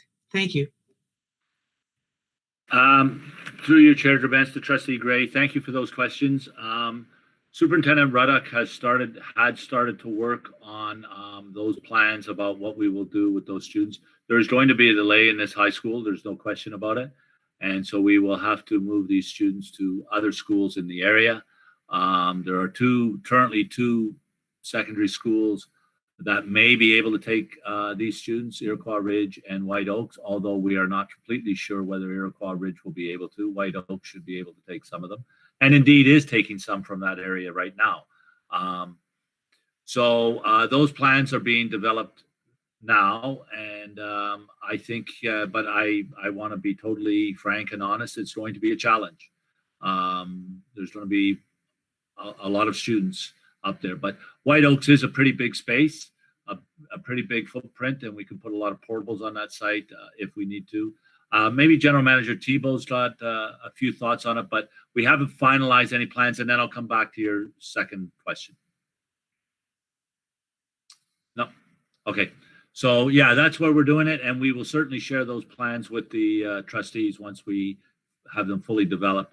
Right now, we haven't fully developed them because we're not sure of the implications yet, right? Because some of it depends on how quickly we can find an alternative. Well, we've got an alternate site, and we're working with the town and consultants to see the feasibility of getting that going. So the delay, optimistically, maybe the delay won't be as significant as we might think it might be, because this may be able to move quickly.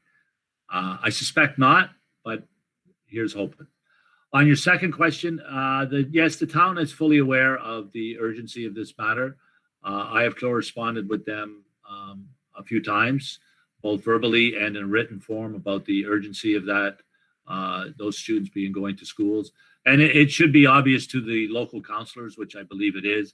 Odenawi, our elementary school up there, I think has over 1,000 students in it now.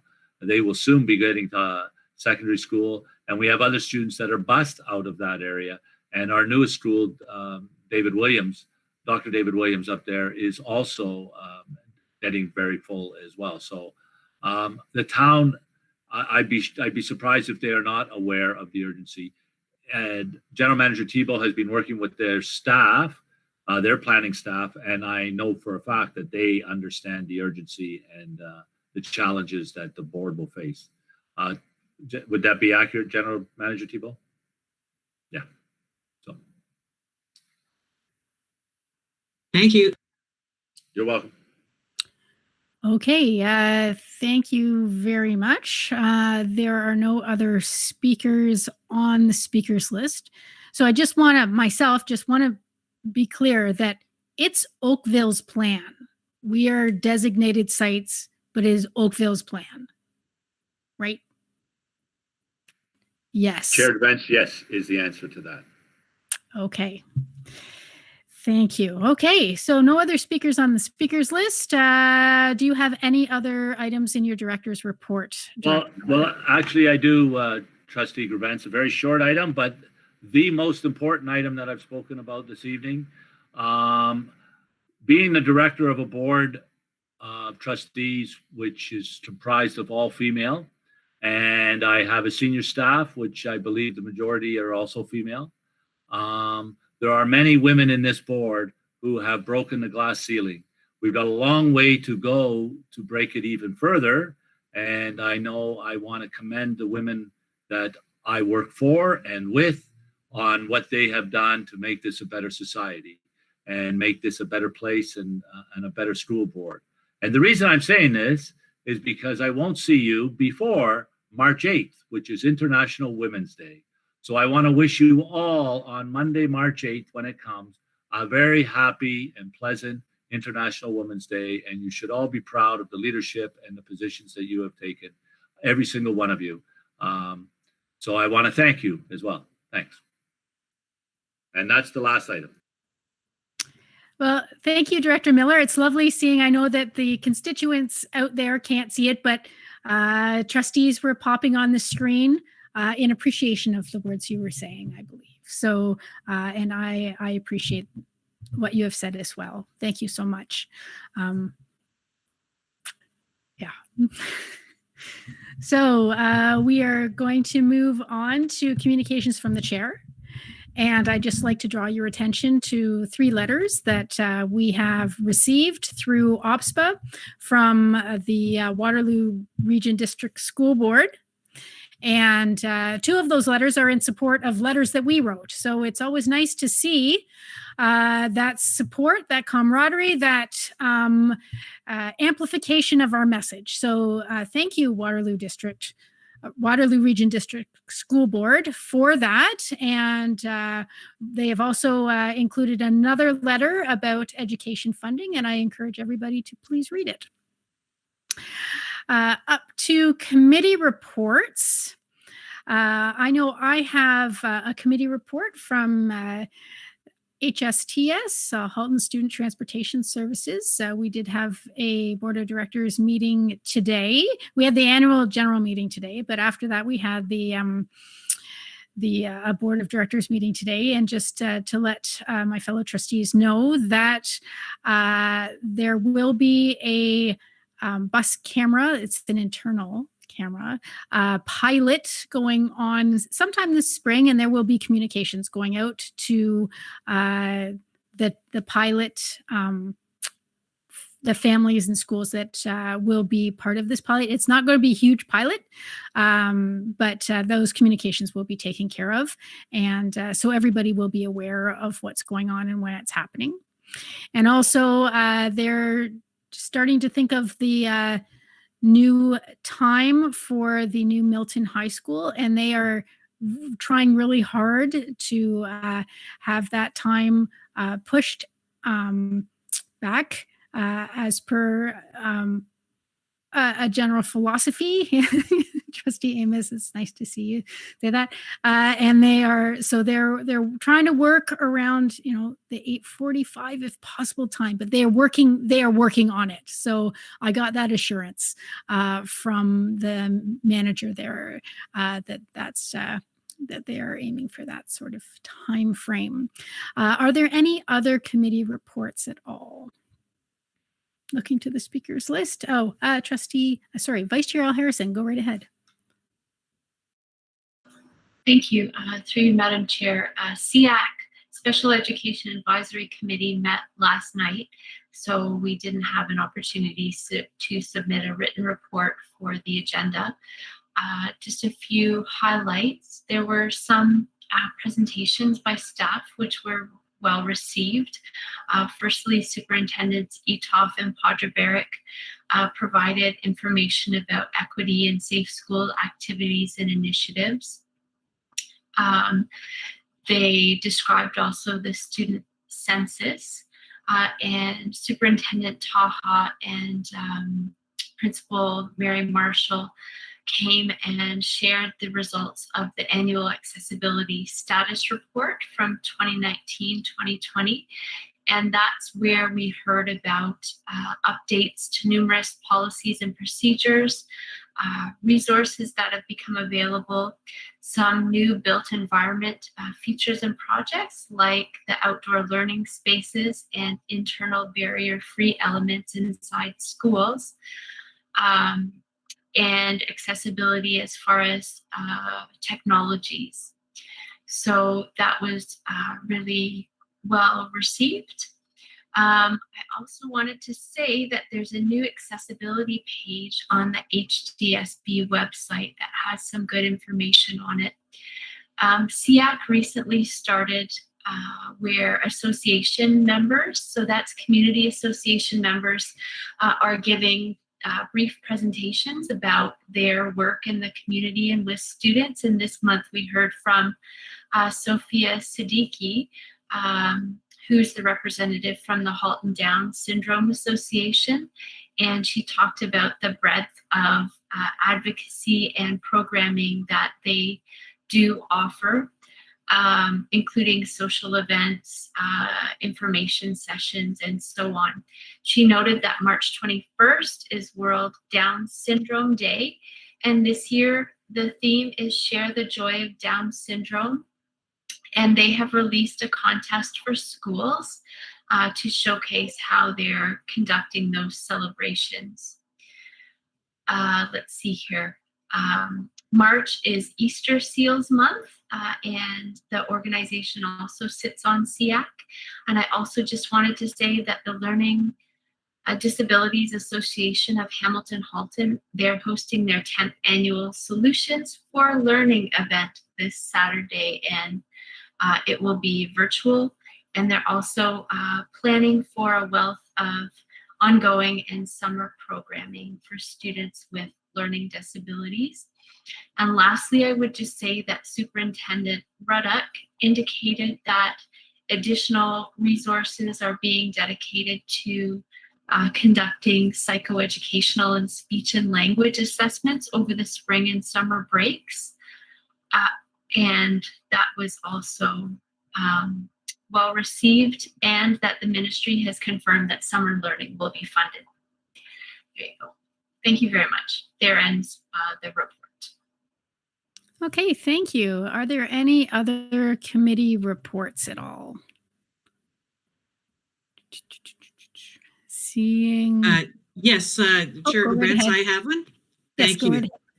Thank you through the chair. Just a quick one from the Parent Involvement Committee meeting. There was a meeting on February 18th, and our focus at that meeting on that night was supporting your child's mental health and well-being in current times. We also had updates on pro-grants and amendments to bylaws were taken care of, and that was about it. But that concludes the information that I have to share tonight. Thank you. Okay, excellent. Thank you so much. There don't seem to be any other committee reports, so we're going to move on to 5.8, which is trustee questions and comments. Are there any trustee questions and comments? Vice Chair Harrison, go right ahead. Thank you, through you, Madam Chair. And briefly, I just want to say that with my fellow Oakville trustee colleagues, we recently hosted a Super Council meeting virtually, and we had it was 42 participants at the most, and thanks to the staff that were able to be there and present. And I just wanted to say that one of the resounding comments or concerns that we heard was around student mental health, and I guess requesting just the board's attention to that moving forward, not only this year, but next year as we hopefully move out of a pandemic scenario. So parents shared their experiences and their concerns, and even the struggles that they're having. So I just wanted to make sure to share that with everybody. Chair Gerbents, may I comment? You sure can. Through you, Chair Gerbents, to Vice Chair Al Harrison, thank you for that. We have talked at length about that at the senior table around a possible increase in mental health challenges, but of our students and our staff. and some gaps that may exist around education. And we are going to start a planning process imminently on what next year may start to look like and the types of resources that we may need and so on. I would say this, the chair of this board has brought that to the attention of the Minister of Education. I've heard her say it in meetings that we've been at together. And it's also been brought up to the Deputy Minister that this is a challenge. So the Ministry of Education and the government are very aware that what your Super Council brought up the other night is something that we will have to attend to.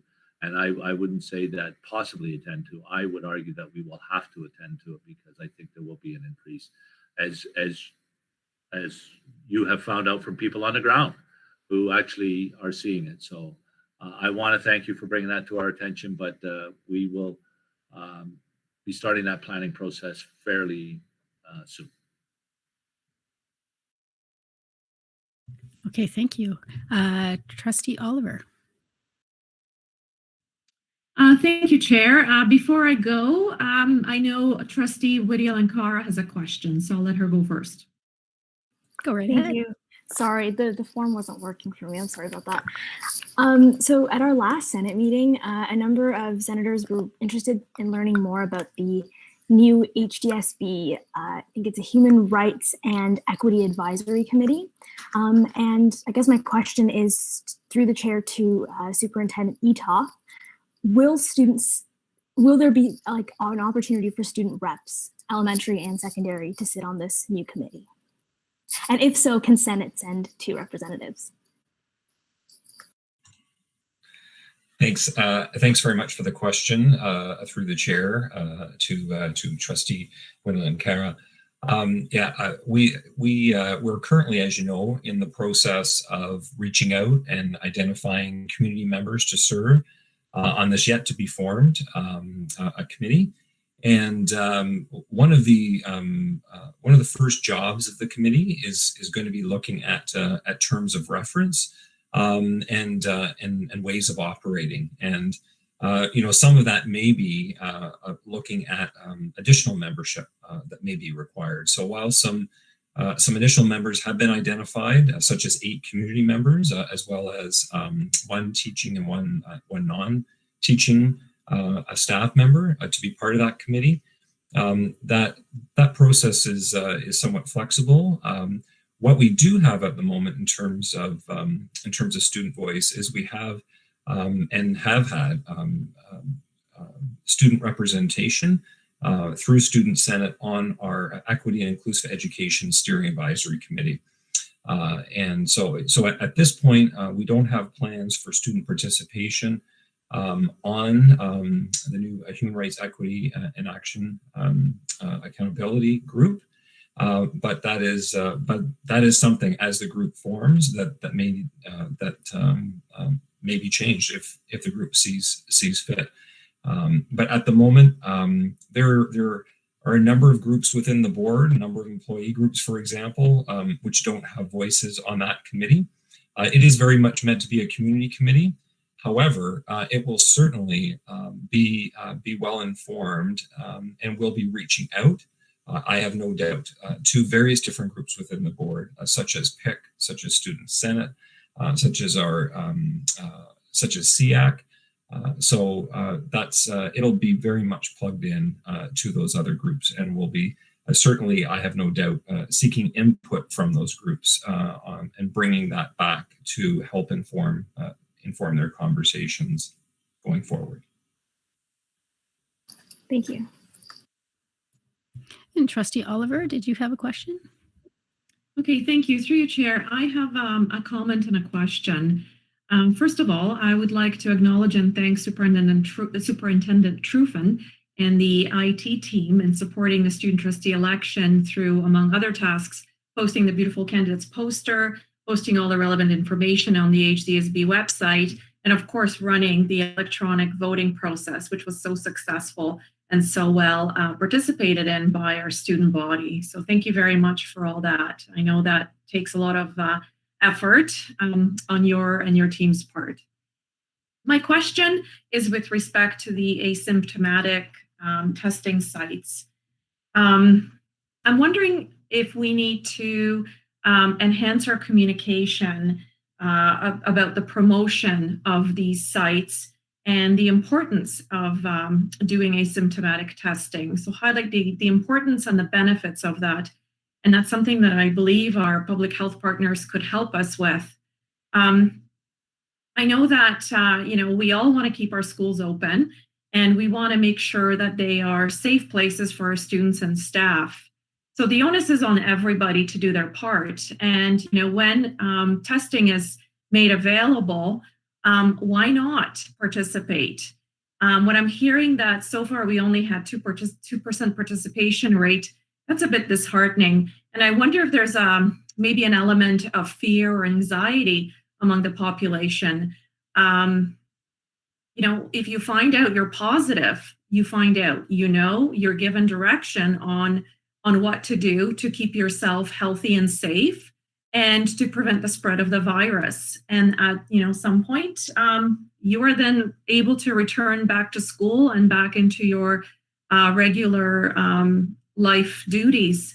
So I'm just wondering what we can do to assist and enhance that participation. Thank you. Through you, Chair Gerbans, to Trustee Oliver, I'll turn it over to Superintendent Blackwell for that. But I would say this before, the experience of our board in terms of the numbers or percentage of people taking the asymptomatic testing, in talking with some directors around the province, they've had the same experience as us. So it's not a Halton thing, so to speak. Superintendent Blackwell. Yeah, through the chair to Trustee Oliver. One of the things that we were talking about with our third-party provider was talking about providing the communication in multiple languages. So that will be translated as well. Right now, we're only offering in English and French. So that's something that may enhance the uptake. We will be communicating with our coterminous board and sharing strategies for communication, but our communications department will continue to reach out to individual families through the family of schools and promote that well in advance. And I think it will start to spread in terms of the opportunity. I don't know if Superintendent Potter-Barrick wants to add anything else. Well, yes, through the chair to Trustee Oliver, the communication, I can speak from a family of schools piece and a communication lens. The Halton Hills notification is already getting ready to go out to all of the schools. In there, it does speak to some of the very points you did, like it speaks to, it has some collaborative messaging. It also talks about, relieve some anxiety, come and get, just the very speaking points are in there. I think word of mouth is a powerful thing as well among our communities, and I don't think we've hit that critical mass, but certainly our, all of us can help get the word out through, retweeting the social media when you see it, put it out there. I certainly will be with mine, and I think somehow that creates that critical mass out there that we want to build around it, that this is a good thing. So we will keep up with that. We do a formal communication to every parent and certainly all our schools, and then we'll follow it up as well. Okay, thank you. And follow up. I'm not sure if we've advertised in local media, like, Inside Halton and the local newspapers. And I think maybe outlining the process of what happens once a person is identified as positive. So it takes away that mystery and anxiety. That might be helpful too, just so people know what to expect and, what that might look like in terms of timeframes or expectations. That might help. So thank you very much for all that. Okay, there's no other speakers on the speakers list, so I have a few things to say. The first is, as a sort of a follow-up to what Director Miller said about the weekly calls that I have. I'm part of a large teleconference with the minister every Monday or so. I did bring up the fact that right now asymptomatic testing that's available for our staff at pharmacies. There's no pharmacies in Burlington right now that are on the list, and they're going to look into that. It is our second largest municipality, and it's pretty frustrating that it wasn't on the list. I don't know if that's been updated since Monday. Also, and just this is to do with symptomatic students. And so short story, keep it really short. On Monday, my child had a symptom that was on the list, the screening list. So it was a very mild symptom. It told me about 8 o'clock in the morning, so I kept him home. I immediately, I'm in the Joe Brandt area, so I immediately went to their COVID testing sign up booking area online. I was able to get a test booked at 12:20 during lunch, and the whole process in and out was less than 20 minutes. And we were back home, and in the end, the test was negative, which is wonderful. But I just want to encourage people, please, if your child has a single symptom, please keep them home and please get a test. They've made the process very easy. At least that's what I experienced through Joseph Brant Hospital, and I'm sure it's very similar at the other testing sites in Halton.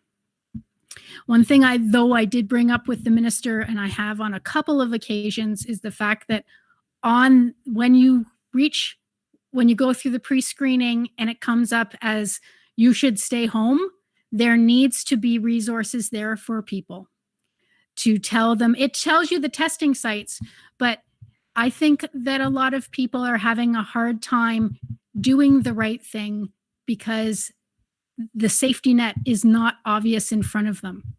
You know, I may be losing pay as a parent. I may not be able to afford to take the time. And so I have asked the minister on a couple of occasions already to please make those resources available to people so that they can make the right decision for us all. So again, I want to encourage people, please do the pre-screening and please do the right thing and help keep our schools COVID free. So I don't know if anybody has any questions or further questions or comments on that. But there are no other speakers on the speakers list. So we are up to public questions. So to ask a question, there is a button on the live stream page on the Hdsb website, or you can use the link at the bottom of tonight's agenda. Questions posed during live stream meetings of the Board of Trustees may be answered. Oh, I have weird things popping up on my screen. May be answered during this meeting or may be at following meeting at the discretion of the chair. For efficiency, multiple questions received that are similar in nature may be grouped together at the discretion of the vice chair in this case. Questions will not be attributed. And when necessary, a notation will be made that multiple people ask the same question. Any question that contains language that is hateful or discriminatory will not be considered. We are asking for questions that are of a governance nature. So there is a proper, if there are questions about things that are specific to schools or specific to programs, there is a path to ask and get those answers.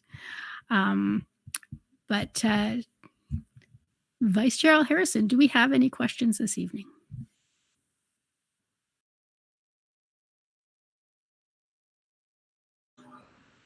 No, Madam Chair, I don't believe we do. I was just taking a second to refresh my screen just in case there are any late breaking. Nothing late breaking. Excellent. No.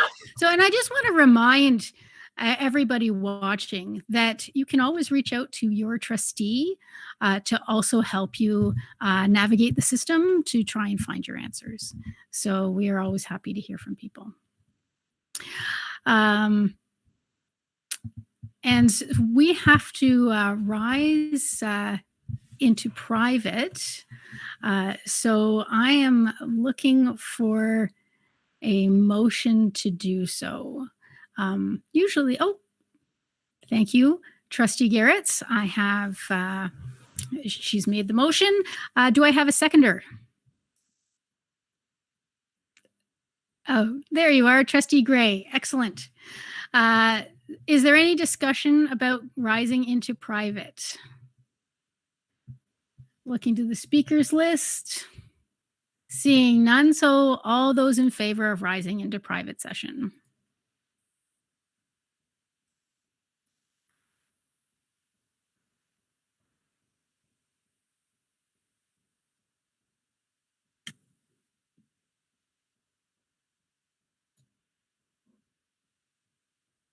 Oh, I'm just missing one. Who am I missing?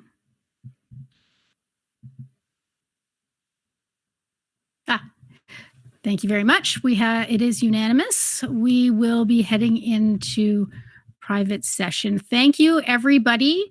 Thank you, Trustees Vidya-Lankara and Taylor. We will see you in a couple of weeks because our next meeting is on the 17th, not the 24th. So take care, everybody. And Kevin, if you could just let us know when you're